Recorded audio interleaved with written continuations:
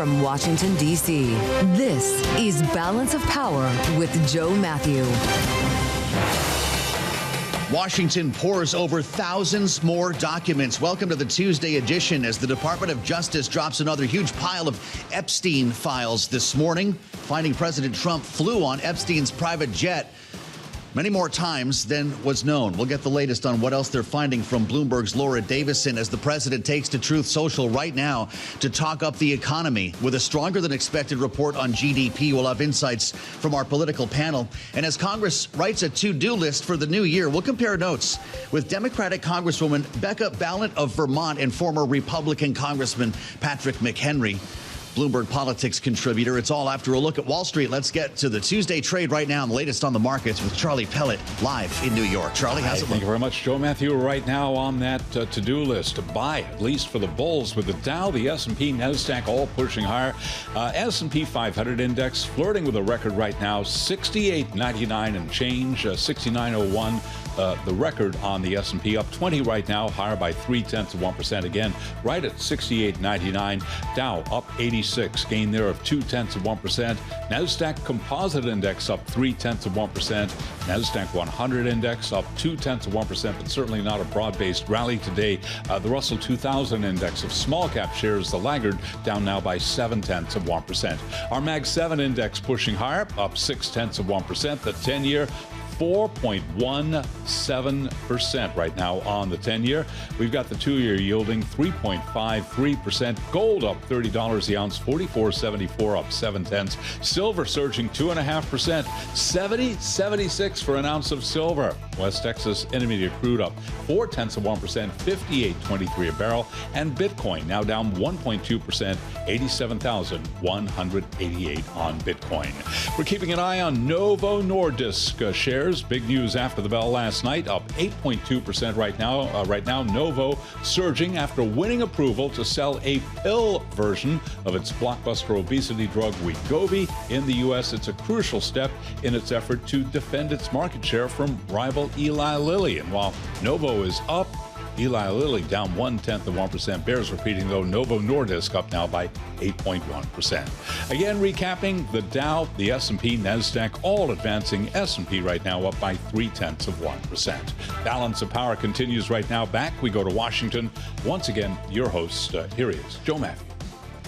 Okay, Charlie, we do thank you. Charlie Pellet, live from New York. He'll have more on the markets in about 20 minutes' time. It has been feeling pretty good, maybe a Santa Claus effect here on Wall Street as we count down the final trading sessions of the year. And it looks like President Trump is doing so as well. So thank you for joining us on the Tuesday edition here on Bloomberg TV and radio. The Trump rule, as he puts it on Truth Social.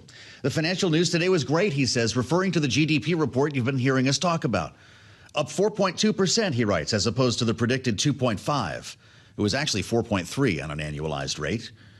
But in the modern market, the president writes, when you have good news, the market stays even or goes down because Wall Street's heads are wired differently than they used to be. If you're an investor or a market watcher, you'll get a kick out of this. The president says in the old days, when there was good news, market went up. Nowadays, when there's good news, market goes down because everybody thinks that interest rates will be immediately lifted to take care of potential inflation. He goes on to write that he wants a market the likes of which we haven't had in many decades, one that goes up on good news, down on bad news, the way it should be, he says.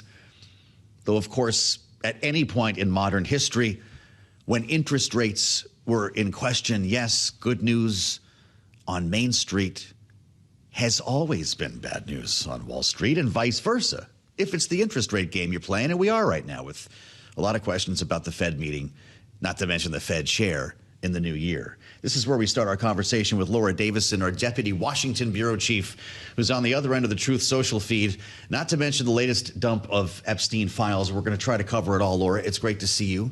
This is a stock market that the president loves to trump, it's near all-time highs. Why worry about it on a day like today when you've got great economic news? Well, you can see in this Truth Post that Trump is really, really worried about interest rates in particular. This is, he's, supposed to be meeting with Rick Reeder, a potential Fed chair this week. And as he's kind of started to figure out is that he is not able to compel markets to do exactly what he wants them to do. We've seen this time and time again with the Liberation Day tariffs throughout the year, is that, he is trying to, tell traders, hey, look, it's good news, go up. And, we should keep interest rates steady. Right. However, that's not both how the Fed is thinking as well as how traders are thinking as they're looking at the whole holistic economy, which has a bunch of other warning signs out there. Pretty tough if you're Kevin Hassett right now or whomever thinks they might be getting the next job as Fed chair, because the president's saying when the data blows the cover off the ball, when we're too hot, I still need you to cut. And I guess the market would go up in that world, but that would be unsustainable, wouldn't it? It's very likely. This is a lot of very complicated mental gymnastics here that the president is asking both us as well as traders to do as he's trying to kind of create this economic message. This just really goes to show how much the president has really struggled when it comes to economic messaging. His team wants him out there talking about affordability, talking about these pocketbook issues that resonate with voters. Trump, however, is still very motivated by some of those metrics that, your average person isn't watching. He's motivated by the stock market. He's motivated by some of those key indicators, whereas people are still like, hey, my rent feels expensive. I can't buy a house. My grocery bill is 25% up from what it was a couple of years ago. Well, combine this with the latest dump of the Epstein files, probably not a great news day, at least if that's the way the president is interpreting the economic news, because the markets are holding positive right now. But we've got another big dump, thousands more Epstein files, and the president's name is appearing more times in this tranche than the first. He was asked about this at Mar-a-Lago last evening. Here's what Donald Trump said. Everybody was friendly with this guy, either friendly or not friendly, but he was around. He was all over Palm Beach and other places. The head of Harvard was his best friend, Larry Summers. And Bill Clinton was a friend of his, but everybody was. So, downplaying his relationship with Epstein, only to learn this morning, according to an email from an assistant U.S. attorney in the Southern District of New York, Donald Trump was listed as a passenger on at least 8 flights on Epstein's private jet between 1993 and 96, including at least 4 flights on which Ghislaine Maxwell was also present. Email says Trump also took at least 1 flight with Epstein and a 20-year-old. Is this the most significant finding in this second day? This very much could be. And this has been one of the points that Trump has repeatedly denied. He said he was never on the plane. He never went to the island. And now it's showing that he was, in fact, on the plane, according to these documents. Trump, in his remarks last night, he mentioned that he thought it was a shame that people's reputations were being tarnished because of their connections with Jeffrey Epstein, and also mentioned he thought it was, a distraction from all the work that the White House is doing. So this is clearly someone who's in damage control mode. We also saw the Justice Department come out with a very interesting and I would say unusual tweet saying that, in these documents, yes, Trump is named, but it is false and salacious, and these essentially sort of undercutting their own documents and their own release. So this is, clearly, some of the critics coming out saying that this process has gotten very political, that the White House and the Justice Department are trying to protect Trump. This feeds a lot of that suspicion. Yeah, Laura, thank you so much. I know it's a super busy day in the newsroom, and it's always great to have you. Laura Davison with us on Bloomberg TV and radio. That statement that Laura refers to coming from DOJ reads, some of these documents, I'm reading directly here, some of these documents contain untrue and sensationalist claims made against President Trump that were submitted to the FBI right before the 2020 election. To be clear, the claims are unfounded and false. And if they had a shred of credibility, they certainly would have been weaponized against President Trump already. This is where we start our conversation with Becca Balint, the Democratic Congresswoman from Vermont's at-large district, is back with us on Bloomberg TV and radio. Congresswoman, it's great to see you. I wasn't expecting to have a full conversation with you about the Epstein files, but I'll start with what appears to be news today. And the administration speaking by way of the DOJ to suggest that the actual files being released are sensationalist and untrue. What do they mean by that? What they mean by that is they don't like what's in the file, so they're trying to distract from it. I mean, let's just look at one instance alone.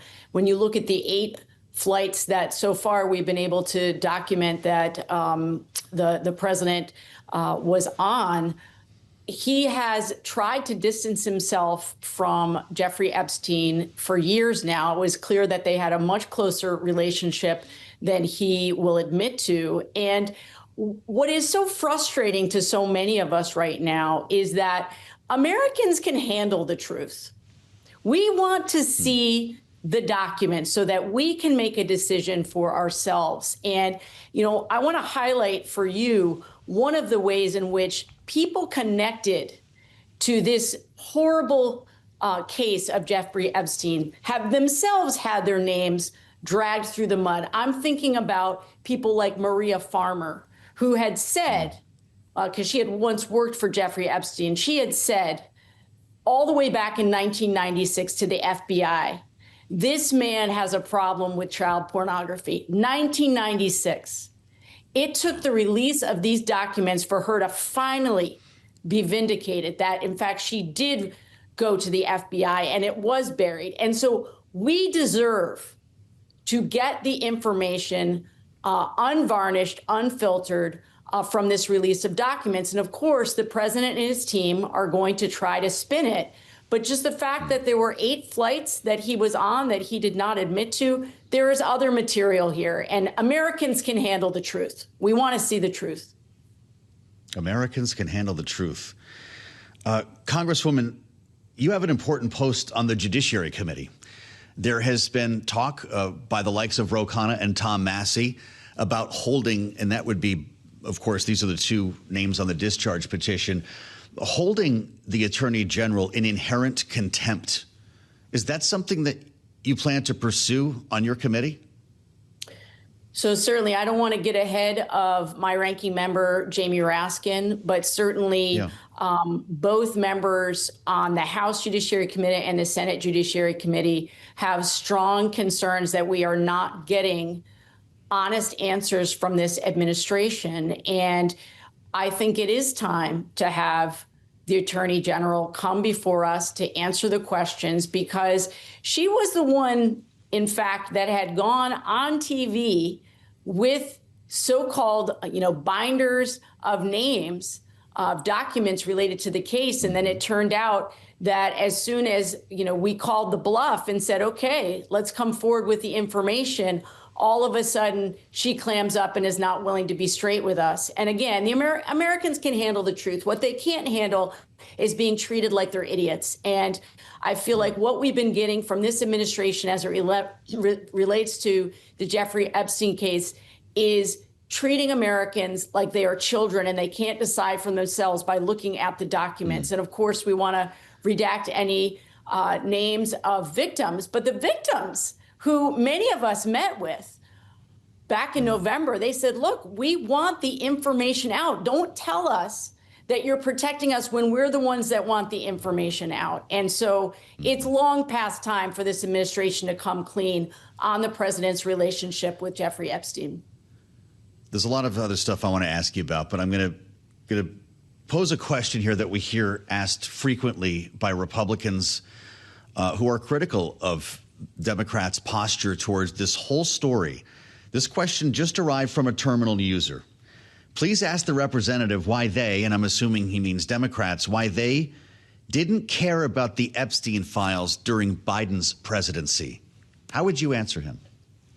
Well, so I want to just be clear with the person who's writing in about that. This is a case for myself and many of us who have been victims of abuse ourselves. And there are people in Congress like myself who have been victims of abuse ourselves. I don't care where the truth takes us. I never have. If it implicates any past presidents of either party or anyone in a position that should have released more information, I want to see it. I want to see the light of day.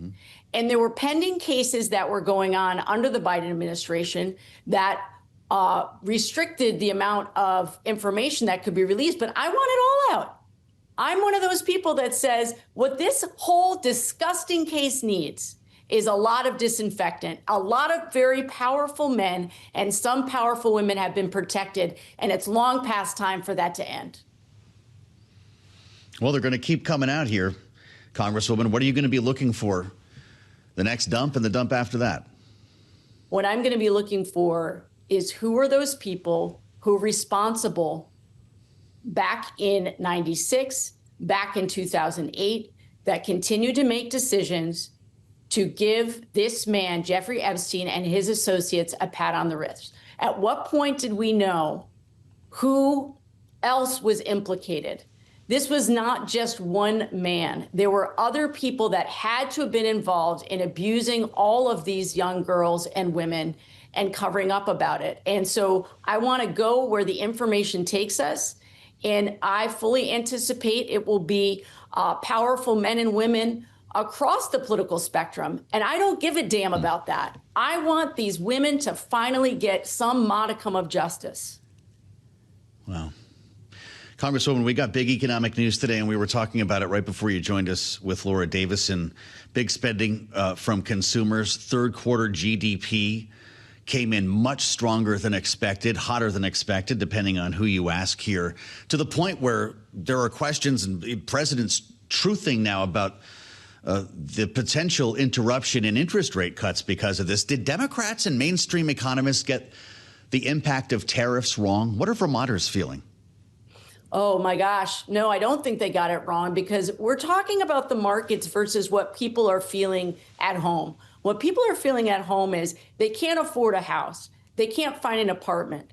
They have real concerns about the amount of debt and student loans that they're carrying.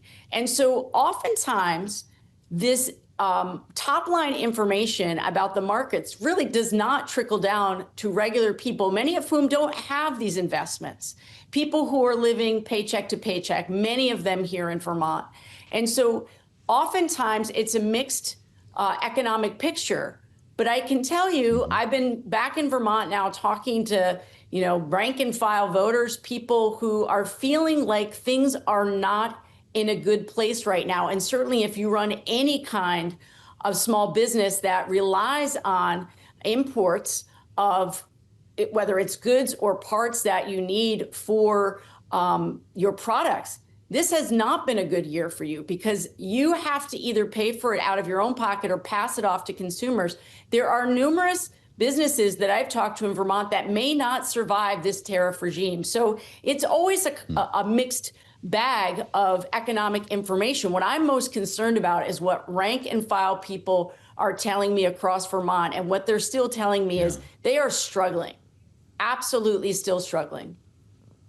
What are you hearing when you talk to folks who run the resorts like Smuggler's Notch, like Stowe, when you go to the Trapp Family Lodge? Congresswoman, are there Canadians around this season? A lot fewer Canadians around this season. They are voting with their feet. And it is unfortunate, I'll just say to listeners, it was an unfortunate visit that Secretary Noem made to our border communities months ago, in which she was mocking Canada as the 51st state. And they haven't forgotten that. It was an incredible slight to them. We are one of their biggest trading partners in Vermont. So they're voting with their feet. They're not coming to the resorts. Some people who have come here for decades for the holidays have decided not to come. And it really hurts those, again, a lot of those, certainly the resorts, but the mom and pop restaurants and stores that benefit from that traffic. Well, I'm sorry to hear that, and I hope that it's at least a beautiful winter season up there and that the resorts find a way around it. Congresswoman, it's good to have you back on Bloomberg TV and radio. That's Becca Balint, the Democrat from Vermont's at-large district. She's got the whole place to herself. I'm Joe Mathieu in Washington, and we're going to talk about these very issues when we assemble our political panel next. Rick Davis and Jeanne Zaino looking at the latest drop of Epstein files, as well today's GDP report, which is at odds with the latest polling from Gallup, consumer sentiment, consumer confidence. We'll have it all ahead on Bloomberg. Thousands more pages to go through in newsrooms across Washington and New York today. Yeah, another drop of Epstein files from the Department of Justice. They came down in the middle of the night. It was 3 o'clock in the morning. And so we've had a couple of hours to dig through all of these. And federal prosecutors, as we are learning in this latest batch, had prepared an indictment of Jeffrey Epstein in 2007 that would have charged him with sex trafficking. Grand jurors heard months of testimony on the case. This now just emerging. 3 of his employees, 2 of his companies would have been charged in a draft indictment that accused him of abusing girls as young as 14. This is tough stuff. There's nothing good that I have to say about this story right now if you're already concerned about the Epstein story. But we're also learning more about Donald Trump. Remember, on Friday, when that dump took place around 4 o'clock in the afternoon, one of the first names to emerge was Bill Clinton, and there were a bunch of photos of him as well, including one in a hot tub, another in a swimming pool, another on a plane with a young lady whose face is obscured. The redactions were almost as big a story as the emergence of Bill Clinton. It's a different look today. Donald Trump's name appears throughout these thousands of pages many more times, as we also are learning for the first time that he was somewhat of a regular on Jeffrey Epstein's private jet. The president has said he was not on the jet or on the plane, or on the island, rather. And in this case, we do have flight records showing that the president, before, of course, he was the president, Donald Trump traveled on Epstein's jet many more times than has been previously reported, with at least 8 flights between 1993 and 96, including at least 4 in which Ghislaine Maxwell was present, and a flight with Epstein and a 20-year-old whose name is redacted. 2 flights as well with, quote, women who would be possible witnesses in a Maxwell case, unquote.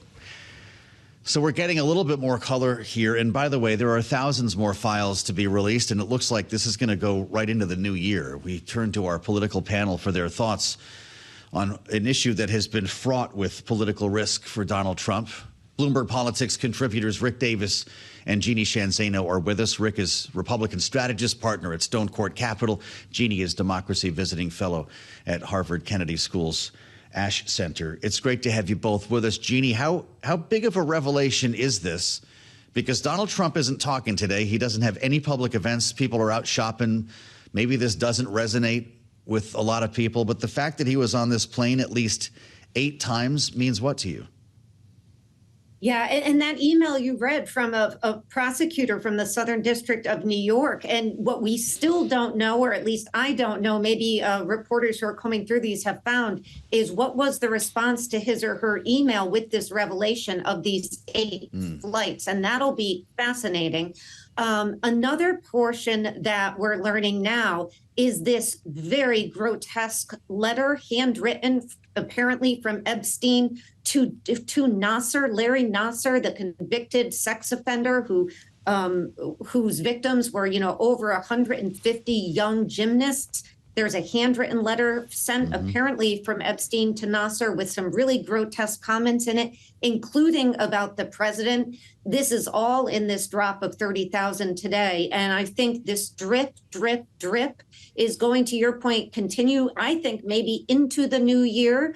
And that is most unfortunate for the president and for the White House politically, because the president wants to be talking today about very good economic news. It is all being drowned out by these very, very difficult stories in which his name is mentioned. Yeah, the letter to Nasser, a convicted sex offender, is quite remarkable here. Jeanne, from the Damage Control Department, Rick, what does the White House do with this if the president said he was never on the jet? It's a really good question. It's almost like they're trapped in their own spin at this point. You can now see why Donald Trump reversed course after years of saying, get the files out, to the point where now, he's been the primary obstruction in the last year of his administration to shield the public from these files. So now we know why it's been so painful to watch this administration try to bootstrap their way into what to do about these files. And this is no better. The idea that they haven't delivered all the required, there's a law that requires them to deliver all that data on Friday. They didn't do it. They continue to eke it out. It's only hurting their case. It's only upsetting more Republicans. Democrats were already on the hunt, but now Republicans are saying, wait a minute, this is a law. You have to adhere to it. There's talk about all kinds of contempt provisions for DOJ and things like that. So it's actually getting worse, I think, not better. Everything they've done to try and improve the situation has only exacerbated it. There's no such thing as a come clean policy at this White House. They're trying to spin it as best they can. But as Jeanne says, in the meantime, when good things happen, they're not going to get any attention. And when bad things happen, it's just going to seem like piling on. So it's going to be a rough holiday season for the White House, because best that we can tell, they'll just keep eking this stuff out, taking down pictures, putting them back up after they're caught. It really is seemingly on the borderline of incompetence. Wow. Jeanne, we just talked to Congresswoman Balint of Vermont, a Democrat on the Judiciary Committee, who says the ranking member, Jamie Raskin, is working up potentially contempt charges here for the Attorney General. We know that Tom Massey and Ro Khanna have already said that they plan to pursue inherent contempt. Do you actually expect a congressional answer to this? It would require Republicans to play along. It would. And, I think as we looked at that discharge petition and so many people thought it was probably going to go nowhere, and then it ended up getting wildly huge bipartisan support in the end. This could go somewhere. And, I just think about it, Joe, like, have you ever gotten an email where somebody emails you and then tries to retract it? Now, you may not have looked at that email originally, but once they retract it, you're like, oh, what was in there that they didn't want me to see? This is what the White House and the Department of Justice are doing and have been doing. Susie Wiles was absolutely right when she said Bondi whiffed this. Imagine if they had just said, we are going to do what the president promised on the campaign trail, release everything. If they had gotten ahead of this story, it wouldn't necessarily be good for the president for sure, but it would be a lot less painful for the president, but more importantly, the victims of all of this. And I would just also add, this goes well beyond President Trump and President Clinton. It goes to our institutions. The FBI getting complaints about pedophilia in Jeffrey Epstein 30 years ago and not doing anything to address that. Garcia is right, Robert Garcia, the congressman, to get that investigated. We have an institutional and a government-wide problem. And so, at this point, the White House is going to have, to Rick's point, a very bad Christmas of this, because they're not handling it well. This is crisis management number one, and they're failing at that. I'm sure I've never tried to retract an email or a text, Jeanne. But, I was thinking earlier, 8 times, gosh, and maybe that's not a lot if you fly on friends' private jets. But how many times have you ridden in someone's car? 8 times. Would you remember that person? Because he's going to be asked if he remembered this, having claimed to have not been on the plane. And by the way, President's not truth socialing about this story today. He is truthing about a stronger than expected economic report, Rick, that he doesn't seem to be very happy about. He says financial news today was great, referring to the GDP. It was up 4.3%. He says 4.2, but whatever. But in the modern market, when you have good news, the market stays even or even goes down, he says, because Wall Street's heads are wired differently than they used to be. In the old days, when there was good news, the market went up. Now where there's good news, the market goes down, because everybody thinks that interest rates will be immediately lifted to take care of inflation. Looking back at the market, we're right near our highs of the day here, Rick, and we're set to close near our highs for the year. Good news on Main Street has long been bad news on Wall Street. What's he talking about? Never predict the market halfway through the day. I think that's really good advice that someone needs to give to Donald Trump. And look, only 3 or 4 months ago, Joe, we were talking about, has Donald Trump lost his interest in the markets? He doesn't seem to care. Right. He's just putting out economic news during the day that affects the markets, doesn't seem to care.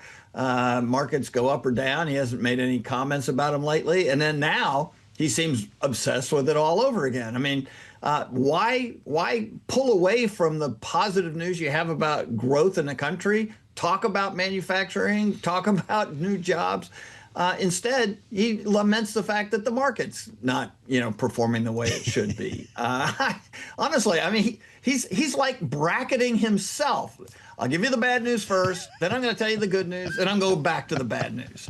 I mean, I've never seen anything like it. I mean, he's usually much better at promotional skills, but today he seems a little off his game, and maybe it's because of the conversation we're having around Epstein.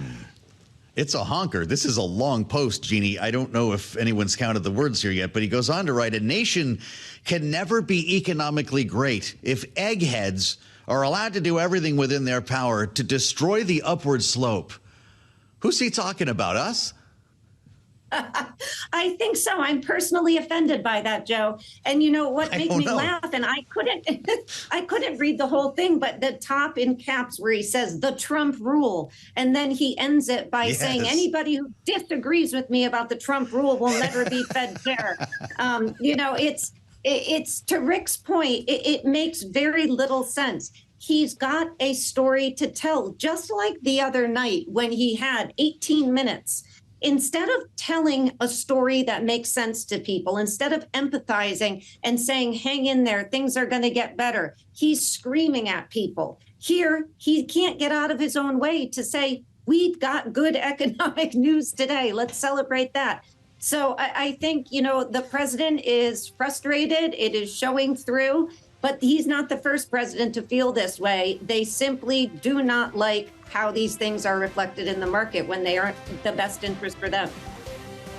Jeanne Zaino and Rick Davis, our great panel, Bloomberg Politics contributors. Thank you both. We'll turn our attention to Patrick McHenry next, right here on Bloomberg. President Trump not too happy with the market action. He has gone to Truth Social with a lengthy post entitled The Trump Rule. It says at the very end, anybody that disagrees with me will never be the Fed chairman. So let me tell you what the Trump rule is all about.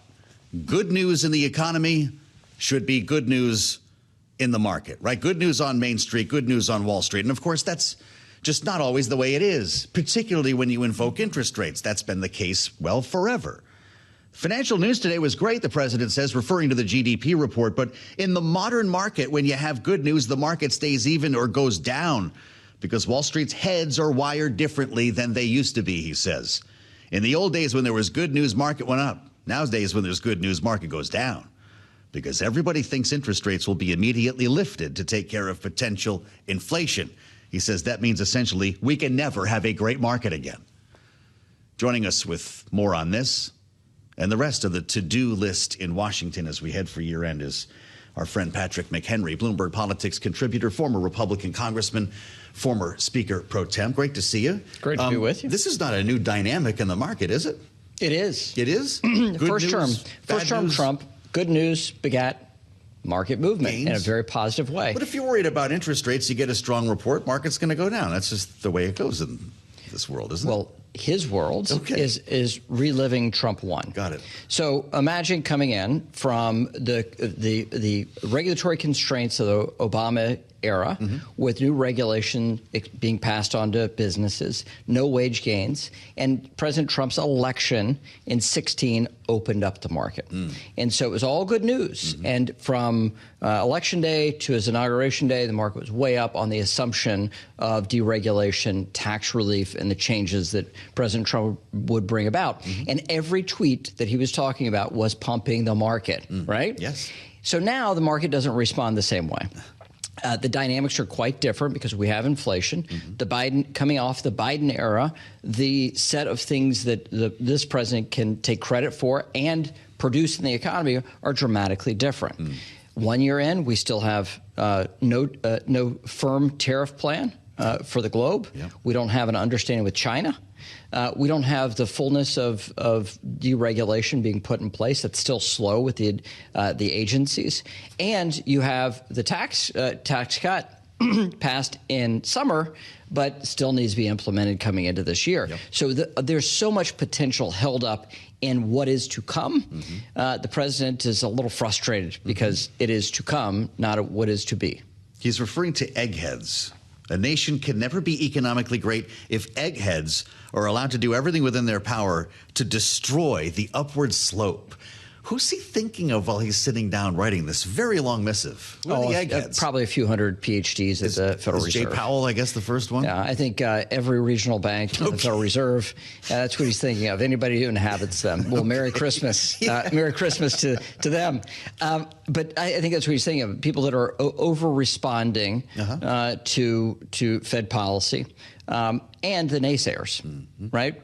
So we have great news about the AI, but we still have doomerism on AI that's going to bring about the end of the world, that all this bubble is to pop, that there's nothing real in it, and so all this stuff about risk and risk assessment, all this stuff that's inward looking and introspective is really important to the president's view. We got to get on with building, and we got to get on with a strong America, and that's his view. As the former chair of the House Financial Services Committee, when you see anyone who disagrees with me will never be the Fed chairman, where do we go from there?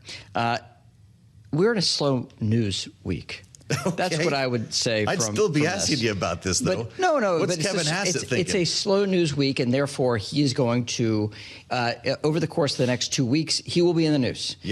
In ways that he will demand, and I think want to. Well, but I think he'll largely demand it, and I think that's you get into these slow news cycles, and you see more aggressive comments from the president. I think this is part and parcel. If you're Rick Reeder, though, and you're getting ready for the big interview, and you see this post, what are you going to say in the Oval? I don't think the president's been subtle about his view on the Fed. I don't think these conversations are going to be that hard. I think it's a fundamental question for the president of who he wants to helm the Federal Reserve. He picked Jay Powell. I think Jay Powell did a fabulous job going into COVID and then short term coming out of COVID. Obviously, the Fed missed it on inflation, and we've been reactive to that. But I don't think that means that Jay Powell's a bad pick. So I think he's thinking through this. What does this mean? How is this going to carry out past his term with this pick of Fed chair? Well, the Gallup poll today is a riot. I could tell you how low congressional approval ratings are. Not low enough, not accurate enough. 17%. My question with the 17% is, do they have a driver's license? Because those people that approve of Congress, I don't think they should be competent to have a driver's license. Not operate heavy machinery. The president, 36% of Americans approve of his job performance. None of the 12 other U.S. leaders from Congress, the cabinet, the Supreme Court, or the Fed got majority level approval either. However, the most popular senior official in the federal government is, with 44%, the chairman of the Federal Reserve, Jay Powell.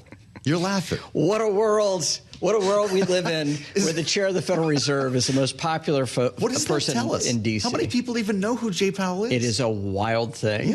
That looks to me like a highly informed sample of Americans. Or does it say something about self-discipline and not being a wild man in politics right now? Well, I think what you've seen from Jay Powell from the very beginning, from his appointment, from his nomination all the way forward for the last 8 years, is discipline. Discipline about what he has said.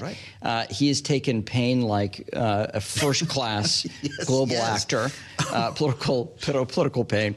But the interesting thing here is what holds true in this era, and has held true for a couple decades now, is that if you're known as a congressional leader, you're not liked. Very interesting thing for those even by people in your own district. That's a different metric, right? That's a little softer these days too. But to be known nationally is not a launching pad. No. So congressional leaders have a very difficult time going out for presidential campaigns, for instance. Governors are much more popular in the states than senators are traditionally. Amazing. Well, there's a lot of other stuff in this poll. 24% of Americans are satisfied with the way things are going in this country. What do Republicans do about that in the year ahead? Do something about the economy. The question of affordability is the question of the Mandami election in New York. It was the question in November. It is the question that will be next November. So the midterms will be indexed on the state of the economy and how people feel about the economy. President Trump was elected on taming inflation, getting a global reset with China, and bringing peace to the world. He's made great strides with peace in war-torn regions of the world. He's taken aggressive action in the Middle East to calm the waters. That is a very different place than before he was sworn in as president in 2017, and shaped by his administration to the greatest extent of any president in generations. What's to come with Ukraine? What is to come with Taiwan? What is to come with the China trading relationship? these things need to be resolved, and the results need to show up. And when the results show up, Republicans can benefit the ballot box. And if they do not show up, Republicans will be punished at the ballot box. Could the Supreme Court save the president and Republicans by striking down tariffs and prices drop? Well, that could have and would have a significant impact on prices. The president has a number of other authorities to reinstate some of these tariffs. It will take time. Yeah. But the fact is, about 50 to 60% of the tariffs have been passed on to consumers so far. Wow. That will bake in over time.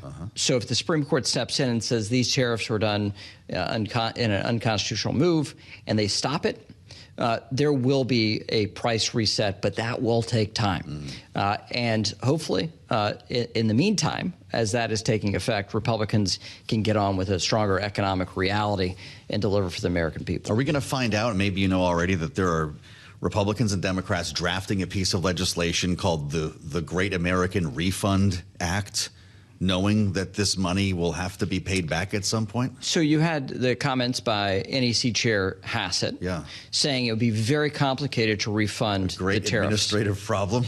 Yes. And there are moments here in Washington where what they're talking to is the referee, right? So when President Trump is talking about a Fed decision before the Fed meets, he is talking to a narrow group of people that are making a decision. Sure. Kevin Hassett is talking directly to the members of the Supreme Court and saying, be careful what you ask for because it can open up a can of worms. So the refund question, I think, is the stickiest piece of this tariffs case before the Supreme Court. If you have to issue a refund, how do you go about it? Who are the beneficiaries of those refunds? And how do you reset with all these global agreements that the president has gotten over the last couple of months? Super chaos. Super chaos, wild times, and that's before we talk about the Lisa Cook firing at the Fed. Right. Those are just two Supreme Court cases we'll see in the first quarter of next year. Oh, my God. We have a government funding issue on the end of January. That's right. We have crypto still to be marked up. That should be resolved by likely Easter with a presidential signing ceremony. That's the hope by the White House and congressional Republicans. You have all this stuff that is really percolating, huge movement in a very dynamic first quarter next year. It's going to be wild to watch. Unbelievable. It's going to be exciting to watch. Let me ask you, and we got another dose of Epstein files today. You were almost saved by the bell. I'm not going to ask you what's inside of them.